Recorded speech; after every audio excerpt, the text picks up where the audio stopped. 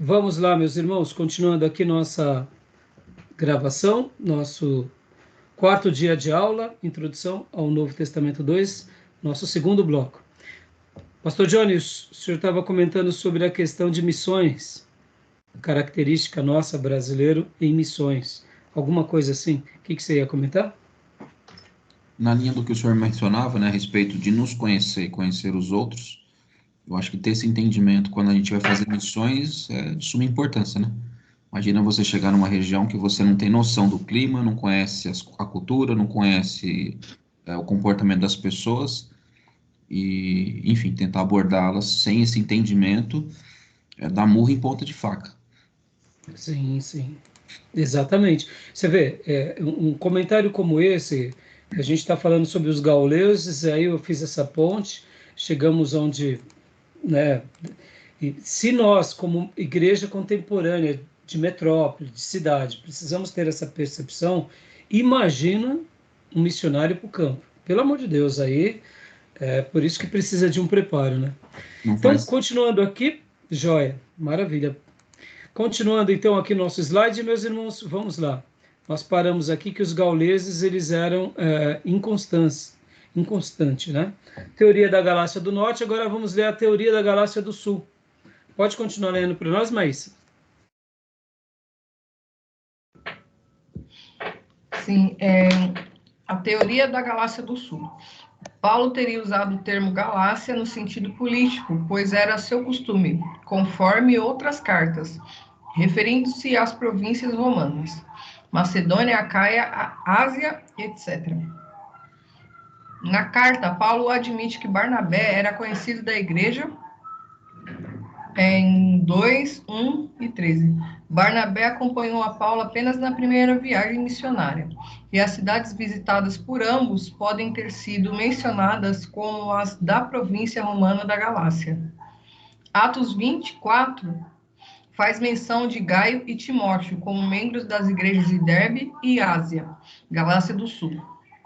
William Ramsay fez uma viagem de pesquisa à Ásia Menor e concluiu que era a região visitada por Paulo e Barnabé. Só havia comunidade judaica expressiva na Galácia do Sul. Então, essa informação é muito interessante. Essas duas, né? William Ramsay, ele era um grande historiador e as suas pesquisas e obras sempre foram muito estimadas. E aqui, essa outra informação que o nosso querido professor Jair compartilha nesse slide, nesse material, é que a comunidade expressiva judaica era no sul. Isso não significa que não tinha no norte. Então, essa é uma informação, irmãos, é só para agregar conhecimento entre nós, né, sobre a galáxia do norte e do sul, tá bom? Mas vamos lá. Propósito da carta. Esse é o ponto principal. Gostei dessa foto, né? A cruz, é, representando a pessoa de Jesus, libertando das cadeias, né? Os alertas do apóstolo Paulo às igrejas da Galácia. O cristianismo não deveria operar dentro da esfera da lei mosaica. Lembra? Há pouco, no primeiro módulo, eu falei para vocês sobre isso, que Paulo, como um fariseu de fariseu, treinado aos pés de Gamaliel, uma pessoa que pertencia ao Sinédrio, ele poderia dizer, olha, se é para trabalhar dentro dos moldes da lei mosaica, então eu quero dizer que eu quero colocar algumas coisas aqui para vocês. Mas Paulo, ele vem, demonstra a sua autobiografia, o seu currículo, o seu mestre, o seu tutor, a sua experiência e diz: não, o que nós estamos falando é o que o Espírito Santo quer para você. E se mesmo nós, eu e os demais apóstolos, falarmos qualquer outra coisa fora do que nós temos ensinado, que isso seja amaldiçoado. Então, essa carta tem como foco e propósito combater essa ideia judaizante, que nada mais é, nada menos é do que restaurar o velho no novo. Eu gosto muito daquela passagem que Jesus fala de odres novos para vinhos novos. Em outras palavras, era como se Paulo estava dizendo, olha, a revelação do Novo Testamento e a revelação de Jesus, são odres novos para vinhos novos. Se você tentar colocar vinho novo em odre velho, vai ter rotura, vai se estragar. Mas se você colocar algo novo em algo novo, ou vinho novo em recipiente novo, vai dar certo. Não tem como você fazer mistura. Essa é a proposta dessa carta. É um Jesus Cristo e um evangelho sem mistura. Fala, A Júlio. ideia deles era um judaísmo com a roupagem cristã, né? O cristianismo. Exatamente. Exatamente. Então, segundo ponto, a fé em Cristo era suficiente para a salvação. Voltar para a lei era apostatar da fé e do verdadeiro evangelho de Cristo. Ou seja, a fé pela fé parece muito simples. Por isso que no começo eu mencionei para vocês a fé e o temor, dando aquela ideia de que o verdadeiro temor é essa entrega consciente, disponível, favorável, dócil, de temer a Deus porque eu quero fazê-lo, não pela obrigação de fazê-lo. A fé, na sua essência, ela, num primeiro momento, parece que é muito pouco para nós, porque todos nós gostamos da roupagem da religião. Nós gostamos das liturgias, nós gostamos das questões religiosas, nós gostamos de fazer algo para receber outra coisa. Nós gostamos, isso faz parte um pouco da nossa natureza, de sermos mais pragmáticos. Tem hora que só a fé pela fé é pouco. Tem hora que olhar a fé pela fé parece que é pouco, mas na realidade não é pouco. É porque a gente não está se encontrando da forma que Deus espera. Por isso que ter práticas legais, cerimoniais, litúrgicas, temos atitudes de purificação, festas, isso tudo parece que essa roupagem nos dá uma fé melhor, mas na realidade é como o sábado para o ser humano, né? Deus não cria o sábado para o ser humano, né? Dando uma ideia de importância do dia. Deus cria o ser humano e por isso dá um sábado para ele, né? O mais importante é o ser humano, não é o dia. Mas nós gostamos do dia, da lua, da igreja, da tradição, dos dogmas. Nós somos seres religiosos na sua essência. E até esse lado mais religioso é um desejo de religar o que tinha se perdido. Só que a fé é algo invisível que a gente não precisa de artifícios. Quando Deus nos dá um artifício, é para nos ajudar, não nos atrapalhar, mas a gente gosta de se atrapalhar. Então, é da nossa natureza, né? Dentre os principais preceitos judaizantes estavam a guarda das festas religiosas e do sábado, 4, 9 e 10. Além da prática da circuncisão, 5:2 e 6:12. Irmãos, isso é muito interessante. Se realmente Deus quisesse que guardássemos alguma coisa, ele nos deixaria claro, né? Então, assim, percebam como isso é perigoso, como nós somos bons de querer enfeitar Jesus. A gente é bom para enfeitar Jesus, a gente é bom para enfeitar a fé. Continuando, parece que os perturbadores da galáxia tinham um líder. Aqui em 5:10 dá uma ideia de que alguém era influente, conseguia persuadir. Até Pedro se deixou levar. Os judaizantes buscavam o descrédito da autoridade apostólica de Paulo, o que o levantou a uma autodefesa, tal qual em 2 Coríntios 1:12 e 2:6. Possivelmente, esse tal líder aqui era uma pessoa tão persuasiva que questionou Paulo e o apostolado paulino. Irmãos, isso é curioso, né? Quando a gente pensa em Paulo, na figura dele, a autoridade que ele tinha, e vê pessoas desqualificando Paulo, é bem interessante isso. E por isso que Paulo faz aqui a sua autobiografia e uma autodefesa, como ele fez lá em 2 Coríntios. Agora, olha que interessante, irmãos. Uma outra coisa a gente também tem que entender também nesse contexto. Paulo, ele era muito humilde. Ele era uma pessoa de extrema autoridade. As cartas dele eram mais fortes, as palavras nas cartas eram mais pujantes. Mas Paulo não era uma pessoa de ficar se afirmando entre os outros. É bem interessante isso, irmãos. Quanto mais cheio de Deus somos, menos buscamos ficar se autoafirmando. Mas tem vezes que algumas pessoas, em virtude disso, começam a menosprezar o nosso trabalho. E aí tem hora que a gente precisa fazer uma autodefesa. E aqui deixa eu até ensinar uma coisa para vocês. Parece bobeira, mas no ministério tem vezes que o pastor ele tem que chegar para algum grupo e falar assim: irmãos, não se esqueçam, tá? É pastor Raimundo, por exemplo. É pastor Johnny. Muitas vezes na intimidade que nós gostamos de ter com alguns irmãos, alguns vão ter intimidade conosco e vão respeitar-nos. Mas outros, no momento que eles passam a serem íntimos, eles também desrespeitam. E tem vezes, irmãos, que a gente não pode se permitir. Porque aquele que está desrespeitando, ele vai criar uma onda negativa entre o rebanho, que se tiver mais 2 ou 3 que está desrespeitando, quando você vai ver, o pastor passa a ser o cara. O fulano. Confunde as coisas. Confunde, e isso é muito ruim. Então, quando vocês identificarem um certo desrespeito, lembrem do dom que Deus deu.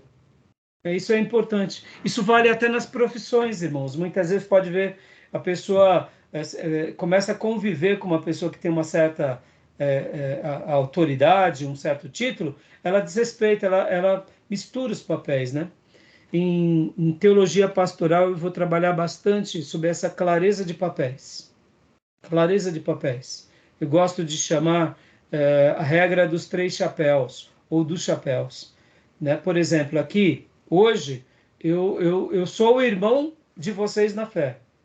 Mas qual é o meu chapéu aqui que eu estou usando? De pastor? Também não. Eu sou um pastor, mas hoje aqui eu sou o professor.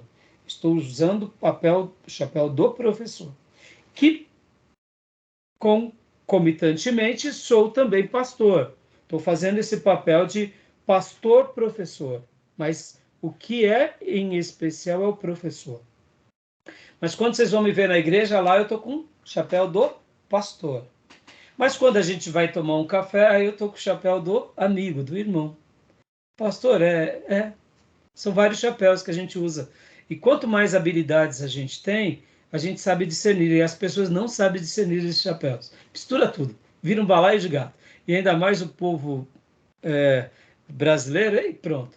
Você tomou um café, você virou amigo. Virou amigo, você não pode chamar atenção, porque você é amigo. Aí bagunçou. Então, por isso que é importante. Paulo aqui, não sabemos os detalhes, mas possivelmente havia um líder, e ele precisou fazer uma autodefesa. E aqui guardem isso, irmãos. E aqui fica uma palavra, né? Se Deus der um dom para vocês, preservem o dom que Deus deu. Que nem no meu caso, Deus me deu 2 dons, de pastor e professor. Eu preservo isso. E eu vou continuar preservando enquanto viver. Porque foi um dom que ele me deu. Então eu preciso exercitar o meu dom com excelência. Com vocês, no meu lar, na vida.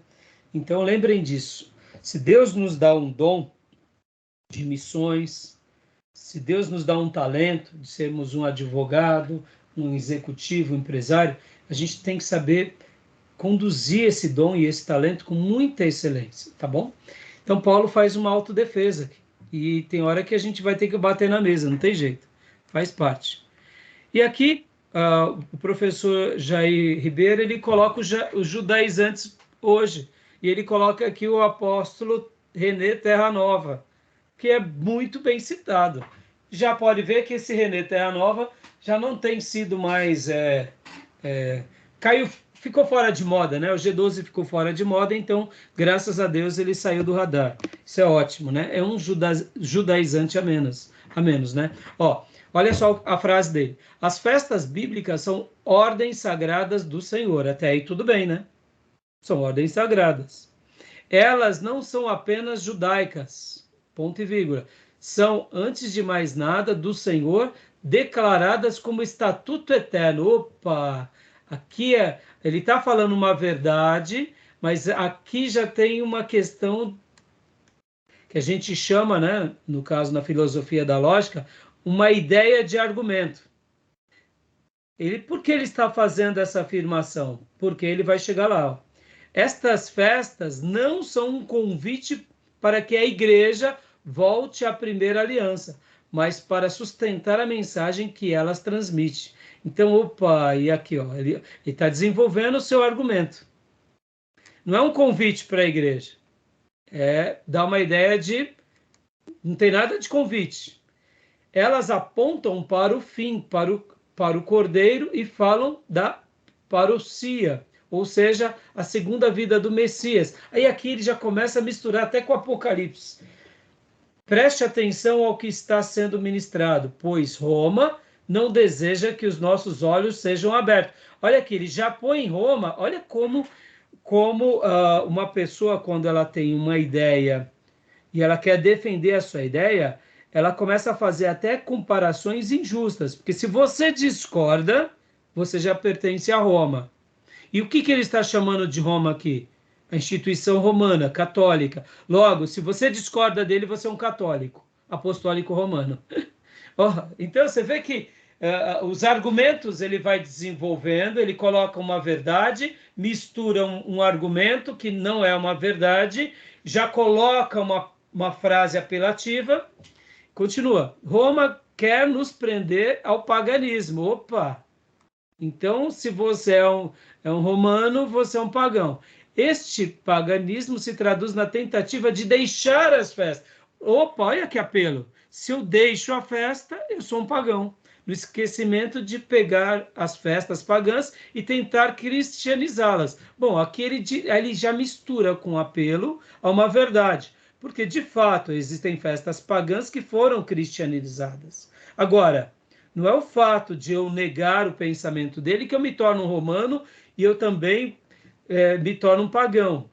Porém, Deus abriu os nossos olhos. Opa! Então, se os olhos dele foram abertos, ele não é pagão, ele não é romano. Se os meus olhos não foram abertos, é porque eu ainda sou um pagão, sou um romano.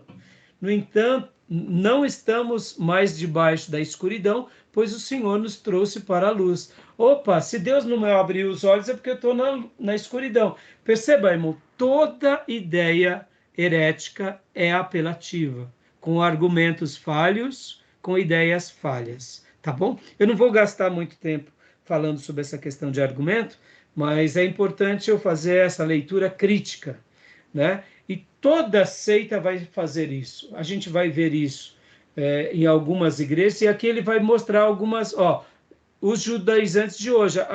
Aí ele pega a Congregação Israelita da Nova Aliança, Ministério Quatro Anjos, eu não conheço, né? Ministério Quatro Anjos, a Igreja Adventista do Sétimo Dia. São judaizantes contemporâneos. Mas eu poderia também colocar aqui outras pessoas que têm ensinos judaizantes na igreja. Hoje, muitas igrejas, até evangélicas, que misturam princípios judaicos com a igreja. Por exemplo, você já deve ter visto em algumas igrejas a arca. A arca no púlpito, a arca no altar, e o pastor ainda pregando e pedindo para os irmãos irem orar ali na arca, tocar na arca. Alguém já viu algo do tipo? Algo dessa semelhança? Ou alguma coisa parecido com essa? Eu já vi uns tocar o chofar. As festas judaicas, os termos, inclusive eu ouvi de um ensino de uma dessas igrejas judaizantes, da questão da guarda do sábado, que aquele que guarda o domingo já vai para o inferno, porque o domingo é a marca da besta. Entendeu? E o ensino era muito bom mesmo, mas quando chegou eu falei, peraí, tem alguma coisa errada. E agora, olha como eles associam. Por que eles associam o domingo como a marca da besta? Porque eles precisam sustentar o credo deles sobre tudo. Quer ver um exemplo, Maísa? Vamos pegar aqui um ponto onde não seria... Vamos pôr aqui um ponto de equilíbrio. Se um grupo quer guardar o sábado, vamos dar o direito da dúvida, tá bom? E aí eles dizem assim, mas irmãos, se você é de uma outra igreja e quer guardar o domingo, fique em paz. Perceba que se ele faz isso, ele perde um pouco, ele perde o controle, porque o sábado acaba sendo um dogma para eles.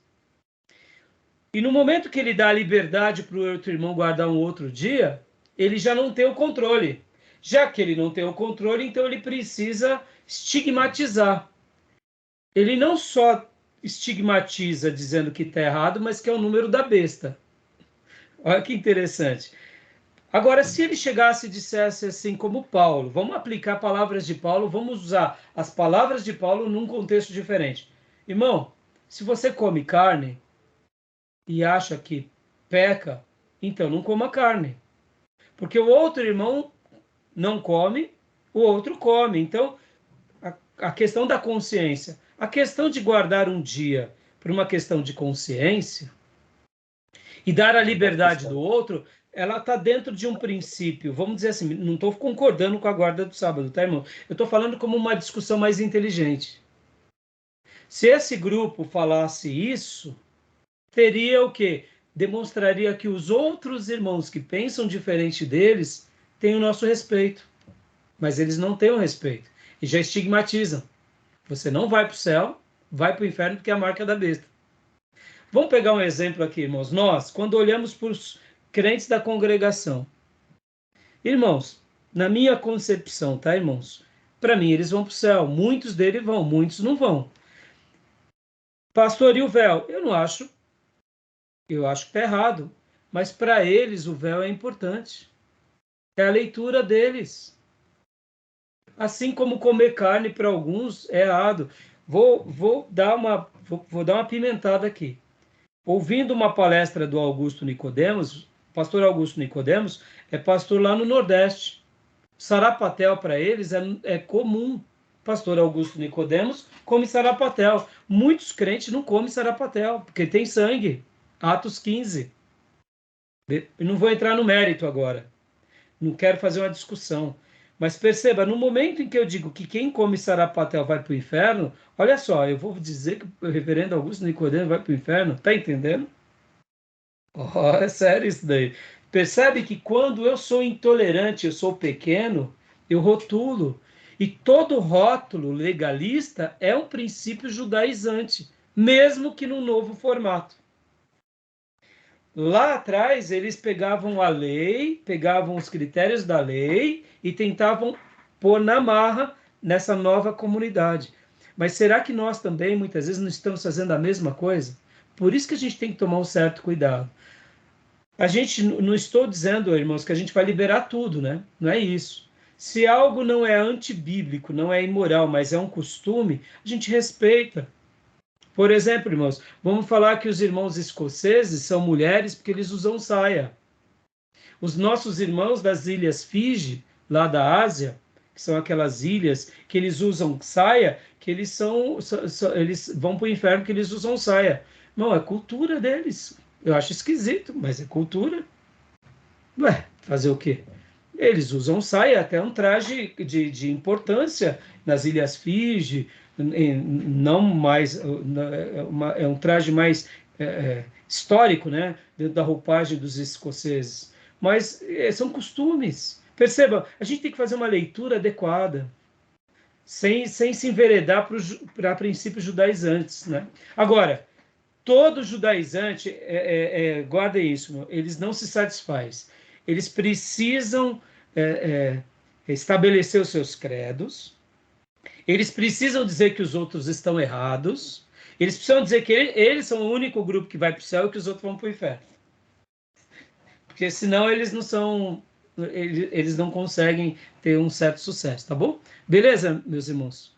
Querem fazer mais algum comentário sobre isso? Não? Eu acho que não precisa, a gente não precisa gastar muito tempo, né? Tá bom? Querem fazer algum comentário? Querem mais alguma coisa? Por exemplo, irmão, nenhum problema você fazer na sua igreja a festa do tabernáculo. Nenhum problema. Nenhum problema você fazer a festa da Páscoa, fazer... Qual o problema? Nenhum problema. Desde que você faça a ponte correta. Nenhum problema você tocar o shofar. Nenhum problema. O problema é que quando você toca o shofar, traz o candelabro, traz outras coisas, traz e começa a impor. É Porque dogma, né? se você tiver nessa unção, Põe. você é melhor. Os outros não são, aí que está o problema. A Esse que é o imposição, né? problema. Imposição Exatamente. como verdade, né? Exatamente. Obrigatório, Irmãos, sim. montar um tabernáculo na nossa igreja, uma maquete, oh, coisa linda. Dar uma É, aula, poxa, coisa linda. sim. Mas ó, Mas como a o povo referência como o ao povo não é sábio. A questão da judeu. arca. Fala, Júnior, desculpa, falhou. Não, fazer uma referência ao povo judeu, com uma história, relembrar. Tudo bem. Nenhum problema. Nenhum problema. Pelo contrário, enriquece, né? Sim, Enriquece claro. a mensagem, o Velho Testamento. Então, É. irmãos, é que nem o pessoal do G12. Pode ver, quando começou o G12 era a última bolacha do pacote. Não, porque a unção quem está no G12. Hoje em dia, ninguém mais nem comenta no G12, né? Em primeiro lugar, porque eles se fragmentaram, tudo que eles pregaram caiu por terra. Pastor, mas sobrou o que era bíblico. E outra, Culto no esse lar, reunião. Vocês entendem o que eu quero dizer? As movimento passageiro, besteiras. né, pastor? E isso vale para tudo, irmãos. Tudo que a gente tenta impor. Por exemplo, nós estamos aqui fazendo teologia. Eu poderia dizer que uma igreja que não tem o seminário é uma igreja desviada. Ô, meus irmãos, pelo amor de Deus. Deus tenha misericórdia da gente. Tem um monte de igreja aí abençoada, que inclusive tem um monte de pastor aí que é piedoso que não fez seminário. Longe Esse disso. pastor A lembra gente tem que também ter maturidade, né? Hã? do movimento que tinha também da pregação que o cara soprava e as pessoas caíam. Lembra? Sim, sim, Benihim. Benihim e outros mais. Então, irmãos, a gente tem que tomar cuidado, tá? O povo gosta de novidade e a gente tem que tomar muito cuidado, tá bom? Beleza? Vamos lá. Prosseguindo. Data e local. Leia para nós, pastor Johnny, por gentileza. Vamos lá.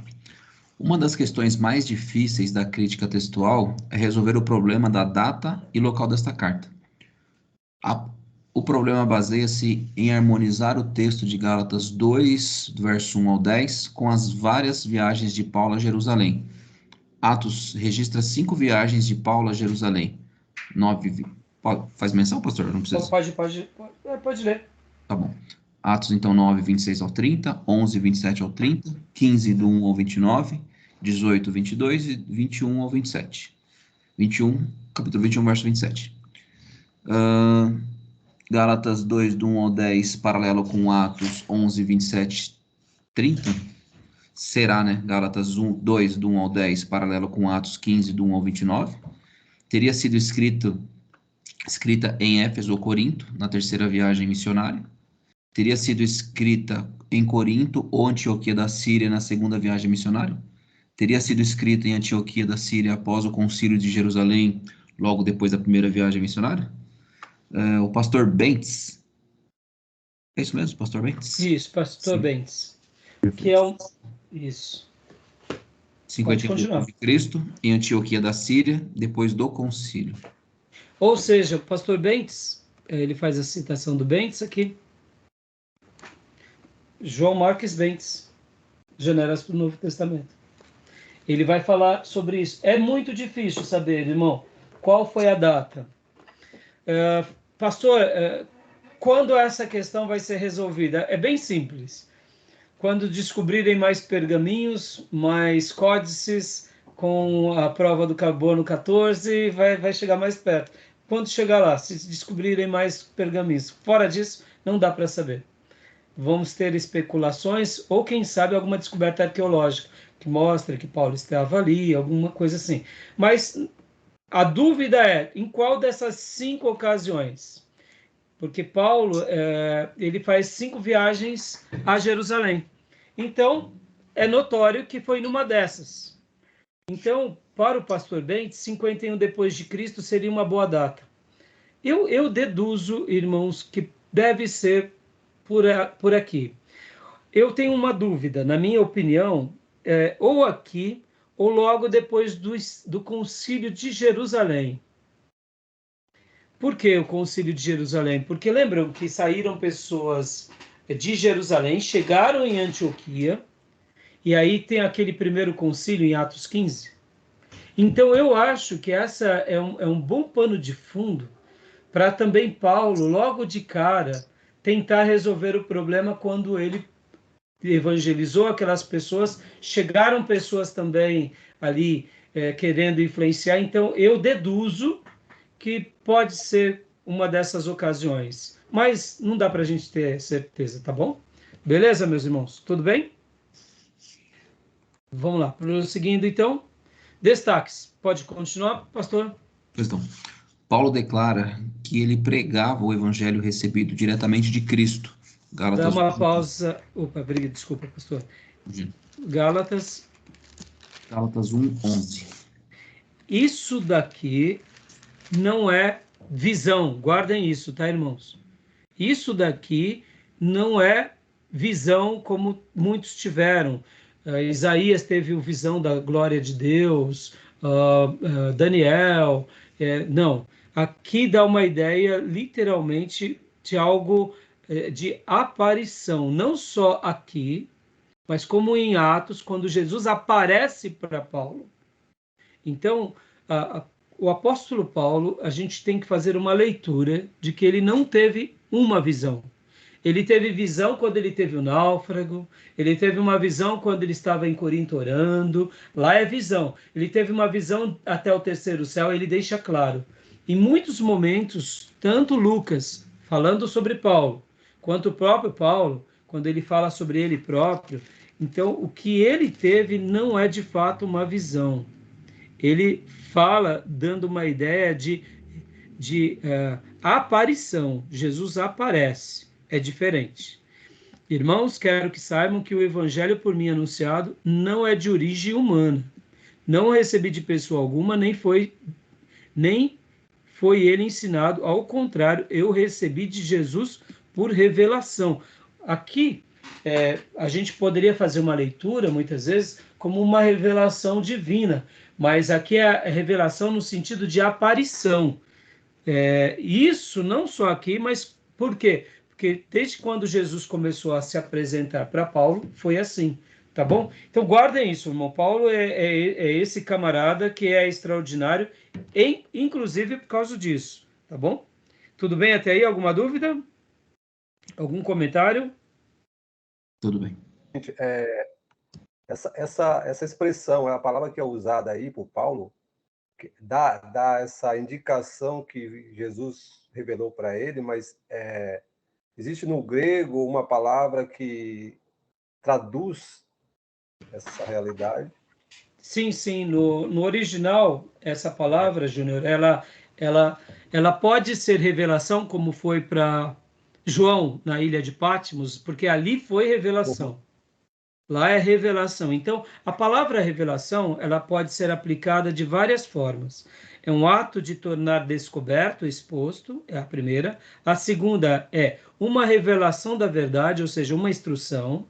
Dentro dessa segunda é concernente a coisas antes descobertas, usado de eventos nos quais coisas, estados ou pessoas até agora não presentes na mente das pessoas se tornam parte da sua realidade, dando aqui a ideia de Apocalipse. E a terceira palavra para revelação, que é manifestação e aparecimento. Porque Paulo, no versículo 11, pode ver, irmãos, quero que saibam que o evangelho por mim anunciado não é de origem humana. O que ele estava querendo dizer de origem humana? Ele é contundente nas afirmações dele. Ele estava querendo dizer o seguinte, eu não fui instruído como vocês forem, porque nas outras versões, olha só, deixa eu ler aqui uma outra versão. Faço-vos, porém, saber, irmãos, que o evangelho por mim anunciado não é segundo o homem, dando uma ideia de instrução de homem a homem, como acontece na maioria das vezes. Porque eu não recebi nem o aprendi de homem algum, mas mediante revelação de Jesus Cristo. E aqui é muito forte essa questão. Diretamente? Então aqui onde entra essa ideia aqui, Júnior, Vamos pegar quando ele faz a sua autodefesa, aquela autodefesa. Na autodefesa que ele faz, Por isso que ele vai fazer a sua autodefesa, sua conversão em seu período de 3 anos na Arábia. Pode ver que aqui, quando ele continua falando, pode ver que no 17, ó, tampouco subi a Jerusalém para ver os que já eram apóstolos antes de mim, mas de imediato parti para a Arábia e voltei-me outra vez para Damasco. Então ele deixa claro que a instrução dele não é uma instrução baseada no pensamento de fato, como aconteceu com os demais. A mensagem que ele recebe é uma mensagem direta da instrução do Senhor. Por isso que aqui é uma autobiografia. Ele mostra que, sem essa passagem, sem 2 Coríntios, e sem a compreensão do livro de Atos, dando aquela ideia de tempo, a gente não teria uma construção tão linda de Paulo e daquilo que Paulo recebeu. Quando eu li dias atrás para vocês, 1 Coríntios 11, quando ele fala lá da ceia, do 23, pois recebi do Senhor o que também lhes entreguei. Pode ver que ele recebe do Senhor. Ele não recebe por meio de... Pode ver que Paulo, quando ele fala algumas vezes, quando ele tem uma visão, ele diz, não, isso foi uma visão. Eu tive uma visão do varão macedônio, passa-te para cá. Quando Sim. ele fala que é visão, é visão. Quando ele não fala que é visão, ele pode ver que em Corinto ele recebe uma visão, Paulo persiste, porque eu tenho muitos ainda nessa cidade. Quando é visão, ele fala que é visão. E quando não é visão, ele coloca as palavras dando uma ideia de aparição. Eu recebi do Senhor. Sim. E aqui fica muito fácil da gente entender, porque Paulo, quando ele vê o Senhor aparece para ele no caminho de Damasco. E a vida dele foi uma vida marcada pela aparição. Por isso que alguns críticos e até céticos vão dizer que Paulo ele sofria de esquizofrenia. Alguns críticos vão falar que Paulo sofria de algum problema neurológico ou psicológico. Porque como pode alguém em sã consciência dizer que Jesus apareceu? Porque tamanhas são as declarações e as afirmações. Pode ver que Paulo também, quando ele vai falar em algum momento coisas que não é nem revelação, nem aparição, mas são coisas da mente dele sobre o casamento, ele diz, aqui não diz o Senhor, aqui sou eu, Paulo, que estou dizendo. Ó, para você não ficar aí se abrasando, então casa. Ou se vai dar instruções sobre casamento, vai dar instruções sobre separação. Aí ele fala, aqui não é o Senhor, aqui é o que eu acho.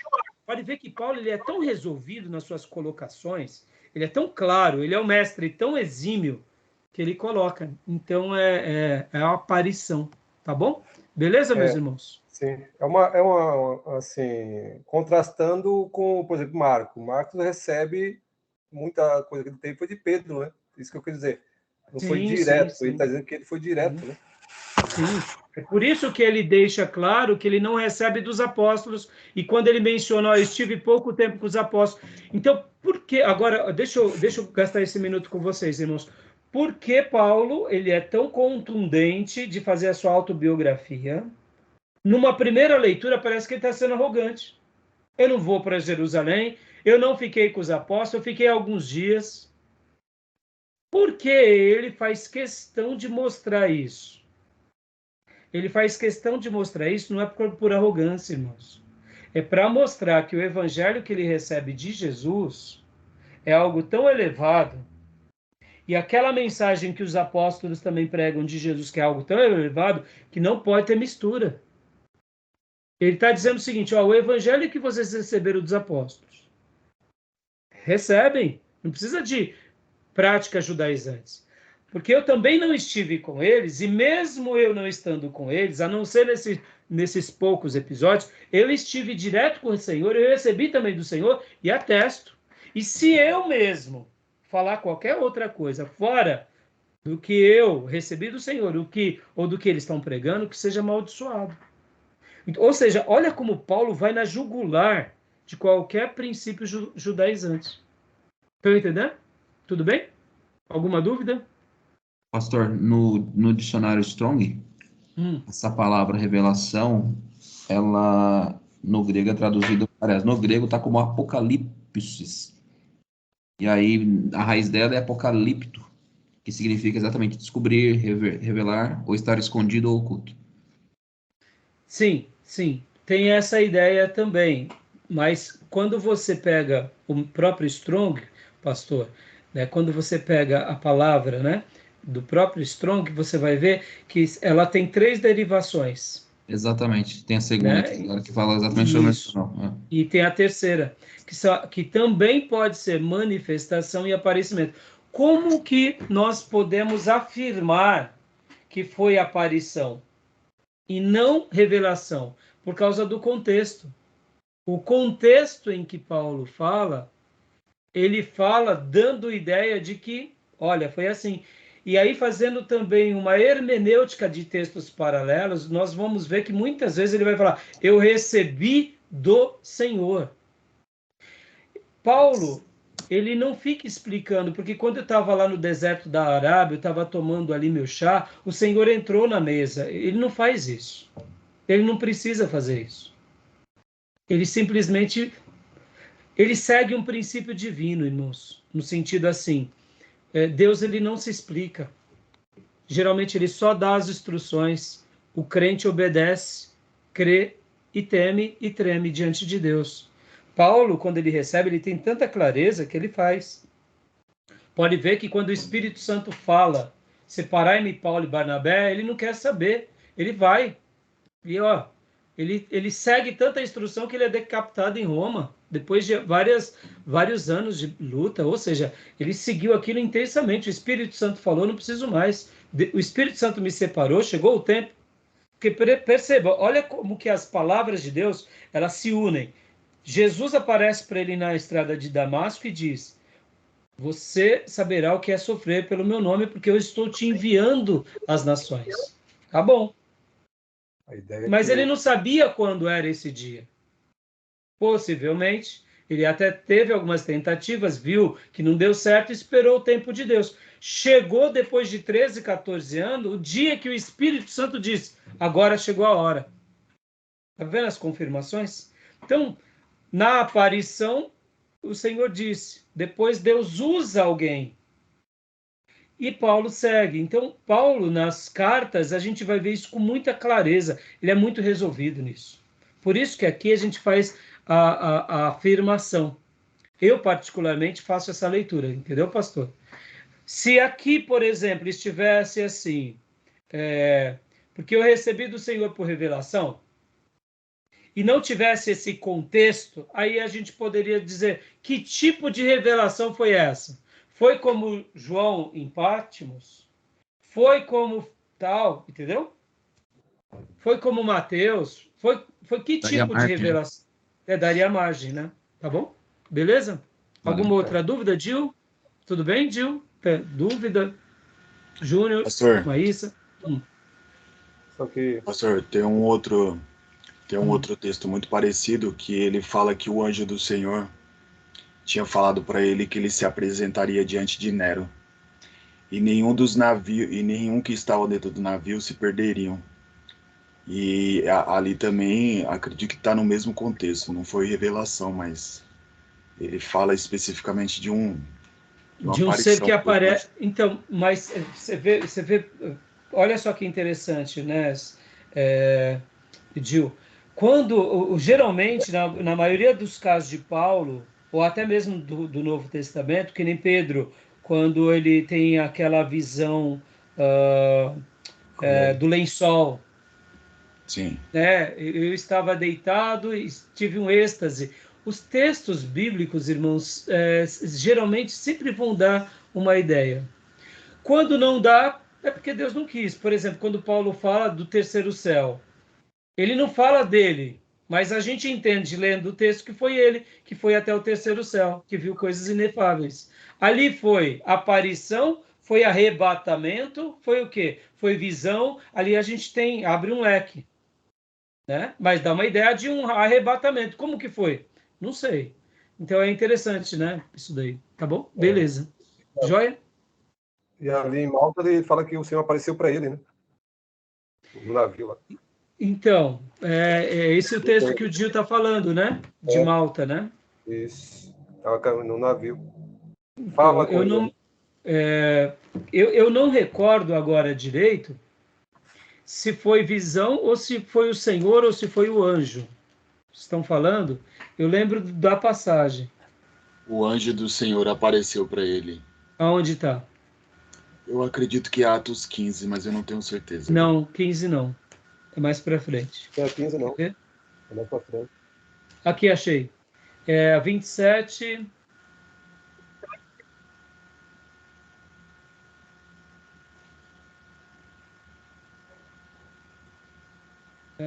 Ele só fala aqui, 27.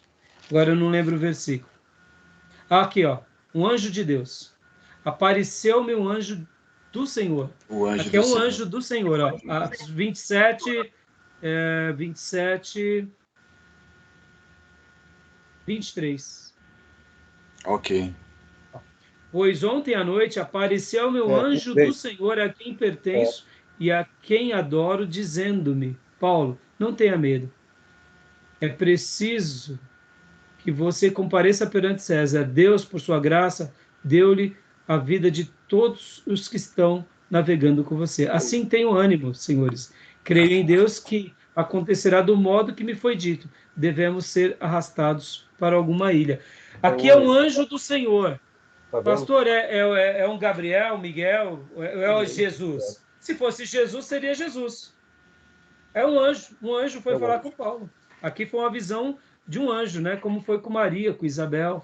Então, isso que é muito lindo. Quer ver? Ó, vamos ver lá também, quando Paulo está em Corinto, quer ver? Que ele recebe do Senhor uma instrução. É muito interessante essas palavras, irmãos. Quer ver? Atos, eu acho que é 18. Aqui, ó. Atos 18, 9. Certa noite, o Senhor falou a Paulo em visão. Aqui não foi aparição, foi visão. Tá vendo? Então, olha como o texto é claro. Lucas está escrevendo, falando de Paulo, mas ele expressa o fato como realmente foi, ó. Certa 18? noite o Senhor falou, 18:9. Certa noite o Senhor falou a Paulo em visão: não tenha medo, continue falando e não fique calado, pois estou com você e ninguém vai lhe fazer mal ou feri-lo, porque tenho muita gente nessa cidade. Assim, Paulo ficou ali durante 1 ano e meio ensinando a palavra de Deus. O que Paulo teve aqui? Uma visão. O Senhor vem para ele e fala numa visão. Agora, Atos capítulo 9, a conversão de Paulo, o mesmo Lucas escrevendo, vai mostrar aquilo que nós já sabemos.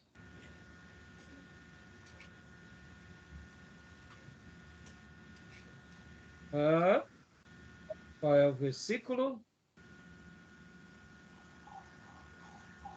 3. Em sua viagem, quando se aproximou de Damasco, de repente brilhou ao seu redor uma luz vinda do céu. Ele caiu por terra e ouviu uma voz que lhe dizia: Saulo, Saulo, por que você me persegue? Saulo perguntou: quem és tu, Senhor? Ele respondeu: sou Jesus a quem você persegue, levanta-se. E aqui também depois ele vai falar a mesma coisa lá para frente, quando ele está nos tribunal, e ele vai deixar claro que o Senhor o aparece. Então, irmãos, o texto bíblico vai ser bem contundente nessas questões. Tudo bem? Tudo bem, irmãos? Alguma dúvida? Okay. Beleza? Okay. Isso é muito legal, irmãos. A Bíblia, quando é algo, ela dá os detalhes. Quando Deus não quer mostrar, os detalhes Deus não mostra. Aí a gente tem as margens, tá bom? Vamos lá, então? Continuando, rapidinho, para a gente terminar aqui. Destaques. Pode ler para nós, pastor Johnny? Continuando, a segunda linha. Destaques. Se a circuncisão e o ritual judaico são a base para a reconciliação com Deus, então a morte de Cristo foi em vão. Capítulo 2, verso 21. Ótimo. Nenhuma dúvida sobre isso, certo, irmãos? Nenhuma. Agora, deixa eu fazer um acréscimo aqui. Quem crer e for batizado será salvo. Quem, porém, não crer, não será salvo, será condenado. Então, pastor, por que Deus pediu o batismo? É um rito de iniciação? É. Por que Deus deixou a ceia? É um rito de manutenção? É. Por que esses são os dois memoriais do Novo Testamento? Porque Deus é sábio e ele pediu somente isso. Poderia ter a perpetuidade da circuncisão? Poderia. Então, Deus deixaria no Novo Testamento. Poderia ter a perpetuidade do sábado? Poderia. Qual o problema? Irmão, sejamos honestos aqui, num único segundo. Vamos falar aqui para a gente quebrar e cair por terra qualquer conceito judaizante. Se Deus nos pedisse vamos lá, para circuncidarmos a nós e os nossos filhos, faríamos ou não? Claro que faríamos. Qual o problema? Não é problema. Se Deus pedisse o sábado para nós, qual o problema? Se ele pedisse a sexta-feira, segunda, pedisse quinta-feira de madrugada, meia-noite para a gente cultuar, a gente faria. Nenhum problema. Está entendendo? Então, cai por terra qualquer conceito de judaizante. Se Deus tivesse um desejo de pedir algo muito grande, ele pediria e a gente faria. Quer um sacrifício maior do que ser santo? Acabou, não precisa falar mais nada. Então, Deus deixou 2 ordenanças, batismo e ceia. Que mais? Mais nada. As demais são instruções, são mandamentos que a gente vai vendo como cultuar, adorar, servir, amar, estar na igreja. Mas, irmãos, nenhum problema. Então, cai por terra todos esses princípios. Pregar o evangelho, né? Acabou. São ordens, mas o que eu quero dizer é que a gente gosta de enfeitar Jesus. Jesus não precisa ser enfeitado. Ele já é lindo por si só, tá bom? Vamos lá. Continuando aqui, para a gente... Vamos lá. 3. Pela lei, ninguém é justificado diante de Deus. Gálatas 3:11. A lei pertence a um período de imaturidade espiritual que haveria de revelar-se no futuro. 3:23. A lei nos escraviza, Cristo nos liberta. 4, do 1 ao 9. A liberdade em Cristo não é um sinônimo de anarquia ou licenciosidade, mas atuação pelo amor. Gálatas 5, 6, verso 13 e 14. Agora que eu quero gastar um ponto aqui com vocês. Mas antes disso, eu vou parar aqui a nossa gravação e eu quero gastar um ponto importante. Eu queria entrar em Efésios, mas, irmão, estou indo com calma. Vamos aqui. Eu acho que essa carta, ela é um divisor de águas para quebrar-nos do legalismo, para destruir o legalismo que mora dentro de nós, mas também é uma carta que nos ensina a preservar de valores espirituais muito importantes, porque, ao mesmo tempo, quando a gente faz uma leitura errada do legalismo e da lei, a gente vai para o outro lado, que é o lado da liberação. Pode ver qual é o problema que a igreja brasileira está enfrentando hoje: a frouxidão moral. A liberdade em nome de Deus. O amor em nome da complacência. Então, olha só que interessante. Nós, como igreja brasileira, quando a gente fala da lei, a gente tem que entender a lei na perspectiva judaica.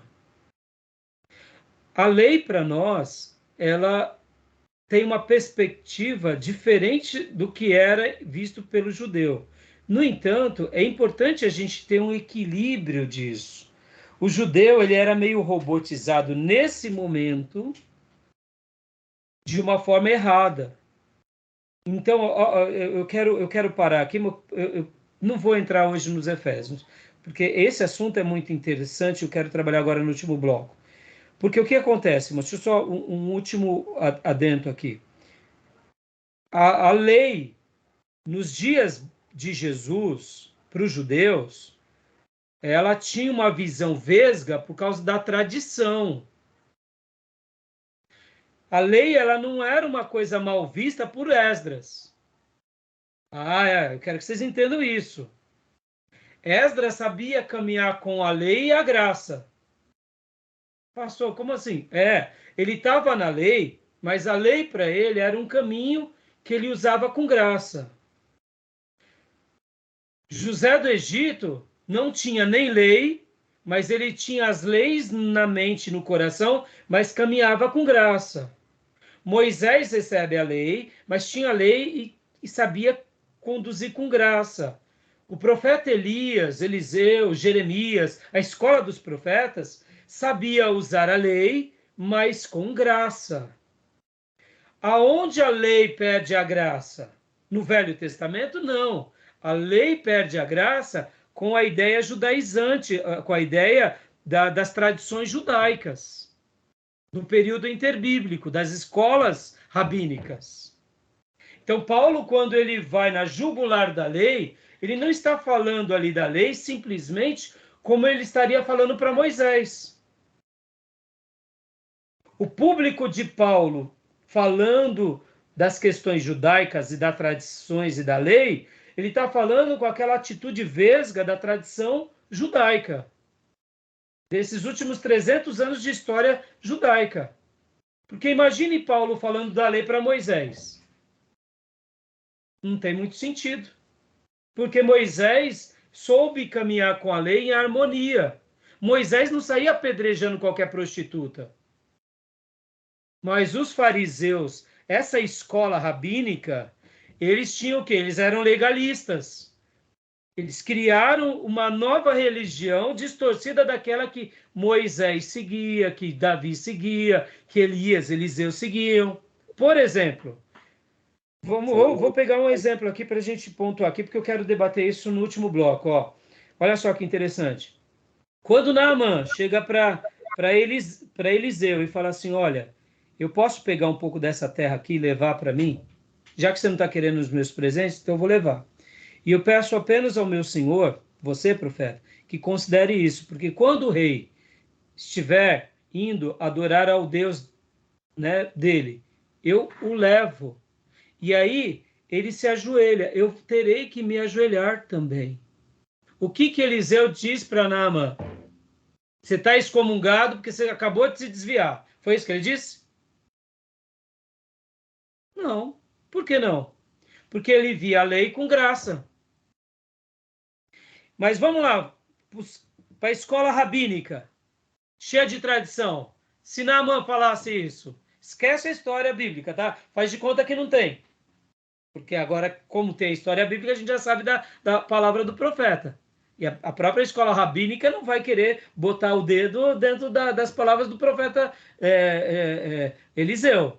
Mas passando de uma ideia parecida, eles iam falar assim, não, você não pode mais. Você tem que abandona lá, é Corban, abandona o rei, fica aqui do nosso lado, porque você não vai poder fazer nada disso. Está entendendo? Porque eles corromperam aquela tradição que outrora era uma boa tradição.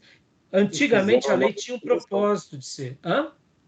Fizeram uma nova interpretação, né? Exatamente. Então, Paulo, quando ele vai tanto na jugular da lei, ele sempre está querendo desconstruir o quê, irmão? Ele está querendo desconstruir a lei de Moisés? A lei de Davi? Não é isso. Ele está desconstruindo a lei na ideia judaizante que estava enraizada no povo judeu. Que aceitava Jesus, mas precisava circuncidar. Aceitava Jesus, mas precisava guardar o sábado. Aceitava Jesus, mas não podia, sequer, se o boi caísse lá no poço, não podia tirar. Era essa a ideia errada. Entendeu?